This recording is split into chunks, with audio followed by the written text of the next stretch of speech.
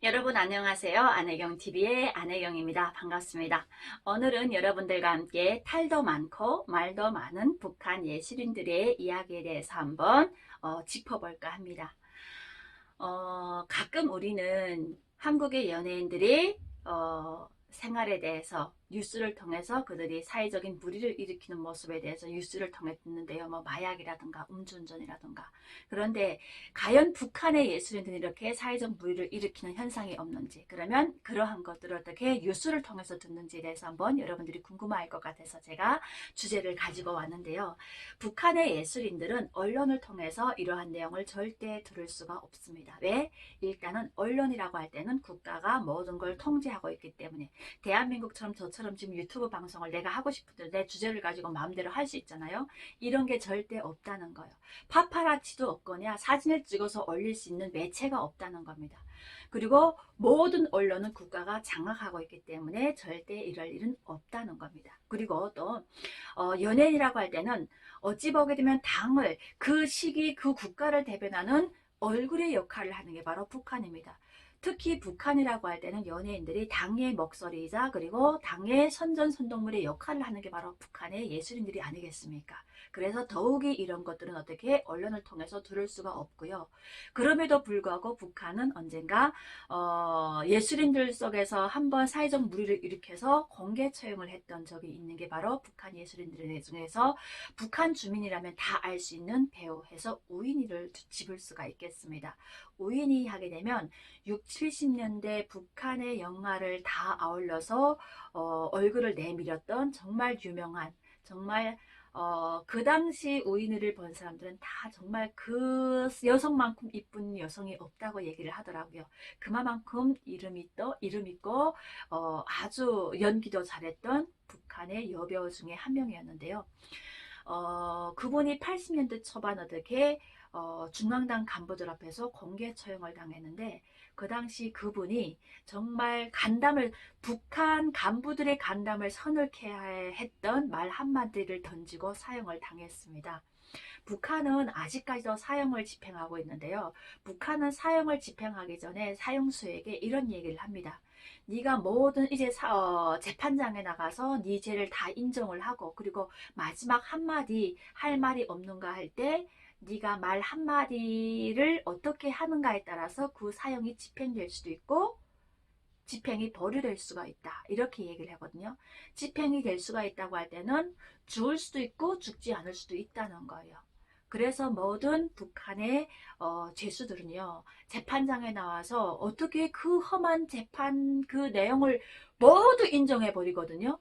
그런데 이런 게 있었다는 거예요. 꼼수가 있었다는 거예요. 그러면 그 사람들은 마지막 썩은 동아줄에도 잡아 벌려는 심정에 정말 그들이 시키는 대로 모든 죄를 인정하고 마지막 한마디를 정말 앞으로는 잘하겠습니다, 이렇게 얘기를 하거든요. 어떻게 잘할 수가 있어요, 사형을 집행하는데. 자, 그래서 그 다음에 판사가 이렇게 말을 합니다. 너는 이렇게 돼서 모든 죄를 인정했기 때문에 사형을 선포한다 하게 되면, 저도 수많은 사형장에 가서 사형 시도를 봤는데 딱 그 말이 떨어지게 되면 그 사람은 막 몸부림쳐요. 그리고 머리를 뚝 떨굽니다. 왜? 내가 왜 그걸 다 인정해서, 어차피 죽을 걸 왜 그걸 인정했겠는가 하는 그런 그 사람들의 마음이겠죠. 그 사람들이 그 마지막 순간을 우리가 들여다볼 수가 없으니까. 그런데 그 당시 의인이도 똑같았습니다. 판사가 마지막으로 사형수에게 할 말이 없는가 했더니 그분이 한마디가, 지금 이 자리에 있는 사람들 중에 나랑 자겠다고 말 안 한 사람이 있으면 나와 보세요, 이렇게 얘기를 했다는 거예요. 그 당시 간부들이 다 깜짝 놀랐대요. 너나 없이 왜 그 여자에게 다 한 번씩 찝작됐다는 거 아니겠습니까? 그래서 그 여자의 제명이 바로 사생활이 온전치 못해서 사회적인 무리를 일으킨 죄였거든요. 그래서 그 당시 사형이 집행됐던 적이 있었습니다.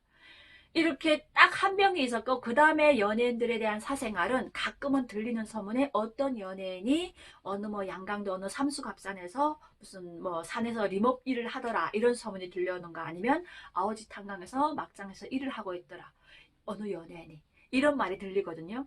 그런데 이렇게 말이 들린다고 할 때는 그 연애에는 뭔가 잘못해가지고 조직적인 처벌을 받아가지고 이렇게 혁명화하는 단계거든요. 보통 혁명화를 6개월에서 1년을 합니다. 근데 6개월에서 1년 기간 혁명화를 마치게 되면 다시 불러 올리는 경우도 있고요. 다시 불러 올리지 않는 경우에는 그 지방에 그냥 떨궈들여요. 예. 내가 혁명화 하던 그 지방에 그냥 떨궈들 아야 매장시키는 게 바로 북한의 예술이거든요. 그러니까 사회적 물의를 일으킨다기보다도 자기가 뭔가 잘못했을 때는 그에 대한 처벌이 또 강해지는 게 바로 북한 예술인들이라고 할 수가 있겠습니다. 또 이렇게 처벌이 강한 방면에 북한은 예술인들에 대한 대우가 엄청나거든요. 북한의 권한의 행군이 있을 때에도 북한은 예술인들에게만큼은 어떻게 계속적인 배급을 줬던 게 바로 북한 중앙당 예술인들이라는 거예요. 중앙급 예술인들. 그래서 이렇게 대화 그리고 이런 걸 잘 해줌에도 불구하고 뭔가를 했을 때는 그에 합당한 처벌을 강하게 내리는 게 바로 북한의 예술인들이라는 거. 그래서 최근에는 어떻게 예전에는 딴 따라 하게 되면 어르신들이 눈길이 안 좋았어요. 왜 자식을 굳이 딴 따라 시키지? 뭐 공부를 잘 시키는 사람 아니면 체육인 만들지 왜 딴 따라 시켜 했는데 요즘 부모들의 목적은 딴 따라라가 첫 번째라고 합니다. 딴 따라 즉 예술인들이라는 거, 풍각제가 예술인이라는 거죠. 그래서 왜 그러면 예술인을 시키려고 하는가 하게 되면 예술인 하게 되면 일단 누군가의 눈도장에 찍혀가지고 북한의 권력층에 올라갈 수 있는 기회가 있기 때문에 그 사람의 미래 더 나가서는 자기 후대들의 미래가 보장될 수 있는 기회가 바로 딴따라의 기회라는 거예요. 대부분의 북한의 중앙당 간부들 보게 되면 며느리 하게 되면 일반 사회에서 올라오는 사람들 거의 없어요. 왜? 그 사람들은 예술 공연 이런 걸 많이 보잖아요. 그래서 저 여자가 몇 번째 가수가 괜찮다 하게 되면 그 사람에 대해서 여해라고 해서 알아보는 신원조회 같은 걸 하는 거예요. 예, 자, 저 사람을 좀 알아봐 주세요 하게 되면 그 사람에 대해서 알아봐가지고 괜찮네 하게 되면 자, 이 사람을 우리 집 며느리 그 사람이 저게 물어보지도 않고 이 사람을 며느리로 삼는 이런 경우가 많거든요. 우리 집에 아들이 있는데 너랑 이렇게 같이 해. 내가 아무리 어떻게 사랑하는 사람이 있어도 누군가의 눈도장에 찍히고 누군가의 며느리로 집히게 되면 가야 되는 그런 처지가 바로 예술인들이고요. 또 예술인들은 또 이러한 기회를 놓치지 않습니다. 뭐 당중앙에는 누구의 며느리 그 기회를 어떻게 놓치겠습니까?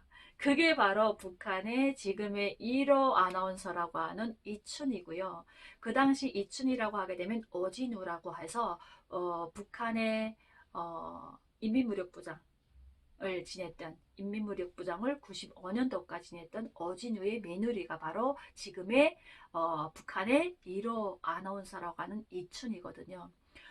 어진우 하게 되면 김일성하고 나이가 똑같고요. 95년도 김일성 이듬해에 사망하긴 했는데 사실 어진우 같은 경우에는 김일성이랑 같이 일단 조선혁명의 창시자라고 할 수가 있는 게 바로 어진우라고 할 수가 있겠죠. 그래서 북한 제일 초창기 3군관학교 교장을 지내다가 지대장을 하다가 정당에는 북한이 해방되면서 보위상까지 하다가 79년도 인민무력부장으로 해가지고 95년도까지 했는데 이 사람의 며느리가 바로 그 당시 이춘희였고요.